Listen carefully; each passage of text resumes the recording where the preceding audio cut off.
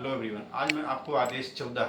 नियम 1 तथा नियम 2 के बारे में बताऊंगा, जिसमें फ्रेमिंग ऑफ इशू, जिसे विवाद की रचना और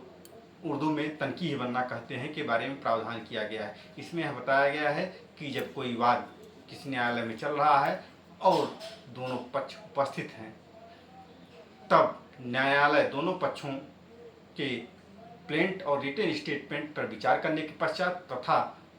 दोनों पक्षों की सुनवाई के पश्चात ऐसे बिंदुओं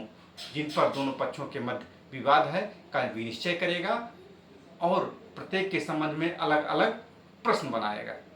जिसे विवादक प्रश्न या तनकीह बनना कहते हैं। इसमें विवादक बिंदु हो सकते हैं जो तथ्य पे आधारित हों, और ऐसे भी विवादक हो सकते हैं जो विधि पे आधारित हो, अर्थात तथ्य के संबंध में विवादक और विधि के संबंध में विवादक दोनों ही बनाए जाएंगे। इसके पश्चात रूल 2 आदेश 14 का नियम 2 ये कहता है कि न्यायालय जब भी तनकीह बनाएगा तो प्रत्येक तनकीह पर अलग अलग निर्णय देगा, भले ही कुछ ऐसे विवादक हों जिन पर प्रारंभिक रूप से ही आदेश आ जाएगा, लेकिन न्यायालय को यह चाहिए कि प्रत्येक बिंदु पर वह अपना विवादक बिंदु पर अपना आदेश जारी करे। अर्थात हो सकता है कि कोर्ट फीस जमा ना हो, उसी के आधार पर ही मुकदमे का निस्तारण हो सकता हो, लेकिन अन्य बिंदुओं पर भी न्यायालय को अपनी फाइंडिंग देनी चाहिए। धन्यवाद आपको।